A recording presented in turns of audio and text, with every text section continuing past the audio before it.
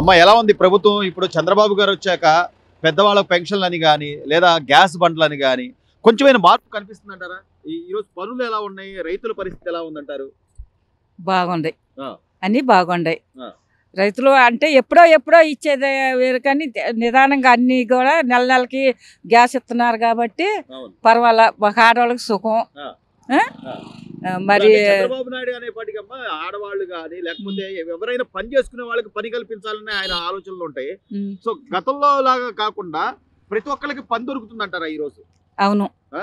దొరుకుతుంది. రైతులకు కూడా ఒక మెసేజ్ చేస్తే వాళ్ళు వచ్చి కొనుక్కుని వెళ్తామని చెప్తున్నారు. బియ్యం కూడా చెప్తున్నారు. కార్తీక ఉద్యోగస్తులకు కూడా, చదువుకున్న వాళ్ళు కూడా కొత్త ఉద్యోగాలు ఇప్పిస్తే ఆ. చాలా ధన్యులు అవుతారు. అవును. చాలా మంది ఉంటారు ఉద్యోగస్తులు నిరక్షంగా అవును. ఇదయ్యే చదువుకొని ఉద్యోగాలు అవును, లేకుండా నిరుద్యోగులు. అవును. ఇస్తారంటావా? చంద్రబాబు గారి మీద నమ్మకం ఉందా? ఆయన చేయగలరంటావా? చెయ్యాలి, మరి ఆ. చేస్తారు అనేక వేసింది. అవును, చెయ్యాలి. ఆ. చాలా అంటే మంది ఆయన- సూరమంటున్నారు. ఆయన అనుభవానికి తగ్గట్టుగా అవును. ఆయన చేయగలరని చాలా మంది చేస్తారు, అంటున్నారు. చేస్తారు. ఆ. ఆ ధైర్యంతో చేశారు అందరూ. మార్పు బానే ఉందంటావు. బాగుంది, ఆ? బాగుంది. ఇప్పుడు ఈ రోజు డిగ్రీ చదువుకున్న వాళ్ళకి కానీ లేకపోతే బీసీలని ఇప్పుడు తక్కువ అంటే కొద్ది చిన్న చిన్న కులాల వాళ్ళందరికి కూడా బ్యాంకుల ద్వారా రుణాలు ఇప్పించి వాళ్ళకు పని ఉపాధి కల్పిస్తే మంచిదని అంటారమ్మా? ఆయన చేత అది కూడా మెరుగాయి ఇక మనకి. ఆ. అంతవరకు కూడా ఏ పని అయినా అప్పగిస్తే, ఆ. ఏ పని చేసుకునే వాళ్ళకి ఆ పని అప్పగిస్తే ఆ. చాలా సంతోషిస్తాం. అంటే చంద్రబాబు గారి ప్రభుత్వం వచ్చిన తర్వాత ఎట్లుందంటావు? బాగానే ఉందండి, ప్రభుత్వం ఇప్పుడు నమ్మకం ఉంది ఆయన మీద. ఆ. గతంలో ఒడ్లు ధాన్యాలు వచ్చిన తర్వాత ఆ కళ్ళాల్లో పెట్టుకోవాలి, లేదా ఎక్కడ పెట్టుకోవాలి తెలియదు. ఈ రోజు ఒక మెసేజ్ చేస్తే వచ్చి మేము కొనుక్కెళ్తాం అంటున్నారు. అదేలేండి, మంచిదేనంటారా? రైతులు మంచిదేనంటారా? మంచిది. ఒక రైతు కూలీలుగా రైతు కూలీలుగానే, రైతులు బాగుంటేనే కూలీలు బాగుంటారు. అవును. ఎందుకంటే ఆ పంట పండించి రోడ్ల మీద పెట్టుకునే దానికన్నా అవును. సరైన ధర వచ్చి పలికితే వాళ్ళు కొనుక్కుంటే వాళ్ళు కూడా సంతోషిస్తాడు. అవును. అందరూ బాగుంటారు. చాలా రూపాయి చేతిలో ఆడతారు. అది వాళ్ళు మనకివ్వడం కానీ పండగలు ఉన్నాయి, ముందు పండగలు చాలా ఉన్నాయి. అదేలేండి, బాగానే ఉంటది. కాకపోతే ఏంటంటే అందరికి పథకాలు ఏముంది, డోక్రాలు అయ్యి అంటే అది శాశ్వతంగా మనకి ఎప్పుడు ఉండేవి. అవును. అయ్యే ఉండాలి, ఆ. ఇది ఉండాలి. ఆ. నలుగురు గతంలో చంద్రబాబు గారు ఇచ్చినట్టుగా ఇప్పుడు క్రిస్మస్ పండుగ కానుకని కానీ లేకపోతే సంక్రాంతి కానుకని కానీ ఇవ్వాలంటావా? ఇవ్వాలి. అయితే ఆ కానుకలు ఇస్తే మంచిదని అంటారు. మంచిదే, కానుకలు ఇవ్వాలి అసలు. ఇవ్వాలి.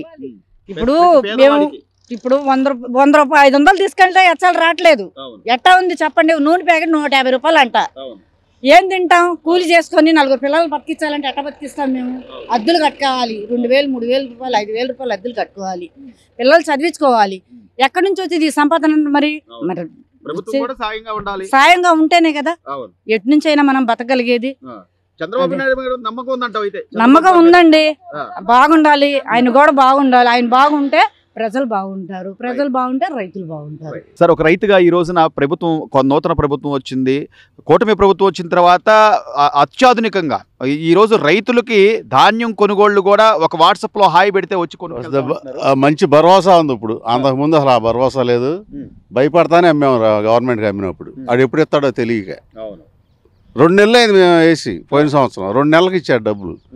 ఇప్పుడు దాన్ని బట్టి చూస్తుంటే ఎమ్మటే 2వ రోజులోనే 24 అవర్స్లోనే పడిపోతున్నాయి డబ్బులు. పడినాళ్ళు చెప్పారు మాకు, అంటే నాకైతే తెలియదు. ఇంకా నేను ఇప్పుడే బిగిన్ చేసా కదా కొయ్యటం. 4-5 రోజులు ఎండబెట్టి కానీ మేము మిల్లుకి తోలటానికి వీల్లేదు. ఈ రోజు రైతు దేశానికి వెన్నుముక అని చెప్పుకుంటుంటాం స్వామి. అయితే కానీ ఇక్కడ ప్రతి ఏడాది కూడా పెట్టుబడులు పెరిగిపోతున్నాయి, ఖర్చులు పెరిగిపోతున్నాయి, మందు కట్టలు కానీ ఏవైనా పెరుగుతున్నాయి.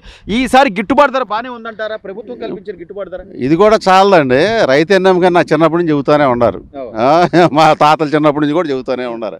అసలు అది ఎప్పుడు జరగట్లేదు, కానీ అదంతా ఒట్టిదే. కానీ మద్దతు ధర అనేది మాకు పెంచిస్తే బాగుంటుంది. మాకు ఇప్పుడు 2300 ఇస్తున్నారు. అది 3000 చేస్తే కానీ చాలా బాగుంటుంది. రైతులు బాగుంటారు, అందరూ బాగుంటారు. సో తర్వాత పెట్టుబడులకు కానీ ఏదైనా దేనికైనా ఇబ్బంది లేకుండా ఉంటుంది. అది 3000 అనేది కంపల్సరీగా చేయాలండి. 3000 అయితే కానీ వర్కౌట్ అవ్వదు. వాడు కూలీలు కూడా పెరిగిపోయినాయి. అంతకుముందు రోజుకి 150 100 రూపాయలు అలా ఉండేది. ఇప్పుడు 350 400 రూపాయలు అయిపోయింది. అదే మగాళ్ళు పెట్టాలంటే 700 లేకపోతే అసలు మగాడు రావట్లేదు. అది ఒక పూట చేసేది, 2వ పూట కూడా చేయరు మళ్ళీ. అది మొత్తం మీద చూస్తే మీరు అన్నట్టుగా గతంలో కనీసం ఎక్కడ అమ్ముకోవాలి, ఏం చేయాలో దళారీ వ్యవస్థ గతంలో చాలా విస్తృతంగా ఉండేది. ఇప్పుడు ఆ దళారీ వ్యవస్థకి ఇప్పుడు అంతకుముందు మిల్లులు వాళ్ళకి భయం లేదండి. భయం లేకుండా వాళ్ళు ఇష్టమైనట్టు రైతును ఇచ్చేసి పిండి ఇచ్చేసారు. ఇప్పుడు కొంచెం భయపడి చేస్తారు. ఎందుకంటే ఉన్న గవర్నమెంట్ దాని మూలాన భయపడే చేస్తారు. ఆ భయం ఉంది, అందరికి భయం ఉంది. మిల్లర్స్ కూడా భయం ఉంది. మొత్తం మీద ఏమంటారు సరే అసలు ఈ 4-5 నెలల నుంచి చూస్తున్నారు కదా ఇదే బెటర్ అండి, చాలా బెటర్ కదా. అసలు కనపడుతుంది కదా జనాలకి, వీడు చేసే దుర్మార్గాలు అవినీతి పోయినాడు చేసి అన్ని కనపడుతూనే ఉన్నాయి కదా. అది ఇంకా అయినా కానీ కొంతమంది పిచ్చనా కొడుకులు ఉంటారు, వాళ్ళు వాళ్ళకి మంచి చెడు అనేది తెలియదు వాళ్ళకి. ఇంకా ఆడి పక్కన మాట్లాడుతున్నారంటే అసలు ఏమనాలో కూడా అర్థం కాని పరిస్థితి. అసలు ఆడి పక్కన ఎందుకు ఉన్నారో జనాలు అర్థం కాదు. ఒక దుర్మార్గుడి పక్కన అంతమంది జనాలు ఎందుకున్నారో అర్థం కాదు. అసలు వేల కోట్ల రూపాయలు నిన్న మొన్న పేపర్లో కూడా వేసాడు, అమెరికాలో 1750 కోట్లు దొబ్బేశాడని. అయినా దాని గురించి విజయసాయి రెడ్డి గారు అసలు వాళ్ళని అక్కడ పార్లమెంట్లో కూర్చోబెడతామేంటి అసలు అక్కడ వాళ్ళని కాల్చి భూమి మీద ఉంచడానికి లేదు.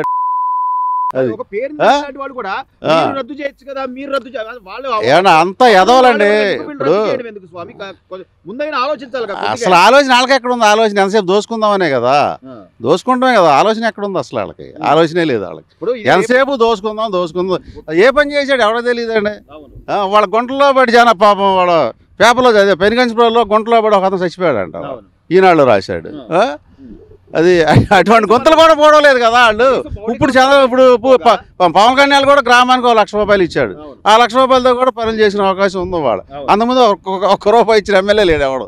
150 మంది 151 గెలిచారు, 1 రూపాయి ఇచ్చిన పాప. అంటే ఇప్పుడు నిజం ఇవాళ కాకపోతే రేపైనా బయటపడుతుంది. ఇప్పటికే నేను ఆర్థిక నేరాలు ఎదుర్కొంటున్నాను, ఇప్పుడు అంతర్జాతీయ స్థాయిలోనే కూడా నేను ఇప్పుడు ఆడి ఎంత దొంగో తెలుసు కూడా ఆడి పక్కన ఉన్నారంటే జనాలను ఏమనాలి? ఆడికి జెండా పట్టుకుని ఆడి వెనకమాల నుంచి వాళ్ళని ఏమనాలి? వీళ్ళు మారరండి, మారరు. ఎదవలు ఉంటారు కదా, ఎదవలు ఎప్పుడు మారుతారు? సస్తే కానీ మారరాడు అంతే. కొంత అయితే ఈ ప్రభుత్వం వచ్చాక చాలా బాగుందండి. ముందు భరోసా ఉంది, రైతుకి భరోసా ఉంది. నా డబ్బు గవర్నమెంట్కి ఇస్తే 2-3 రోజుల్లో పడిపోతాయనే ఒక ఇది ఉంది, ఒక నమ్మకం ఉంది. అసలు అంతకుముందు అసలు ఆడు బకాయి పెట్టిన ఇది మొన్న చంద్రబాబు నాయుడు గారు మొన్న వేసాడు ఆయన. అంటే ఎన్ని నెలలు చూడండి, 5-6 నెలలు డబ్బులు రాకుండా ఉన్న రైతులు ఉన్నారు. అది అన్ని ఇబ్బందులే కదా. పోయినసారి సంచులు దొరికే కాదు, సంచుల కోసం పడిగాపులు కాయాల్సి వచ్చింది. వచ్చి ఏం మిగుతాడు ఆడు? ఏం బీకడు. రేపు ఈ 11 మంది కూడా ఆడు ఒక్కడే ఉంటాడేమో. ఆడిని కూడా గెలిపించడం జనాలు రేపు వద్దున ఇవన్నీ బయటపడతాయి కదా. నాకు తెలిసి ఆడు మళ్ళీ ఎలక్షన్ టైంకి బయట ఉంటాడని నేను అనుకోవట్లా.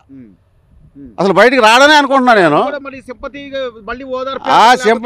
ఆ సింపతి లేదు ఒకప్పుడు, కానీ ఇప్పుడు ఆడి గురించి తెలిసినాడు. ఆడి గురించి ఎవడో సానుభూతి ఎవడో అయ్యో పాప అని ఎవడు అనడు. ఆడి చెల్లి ఆడు అమ్మే అనరు. ఆడి చెల్లి వాళ్ళు కూడా పేపర్లో ఏకుతానే ఉంది, రోజు ఏకుతానే ఉంది.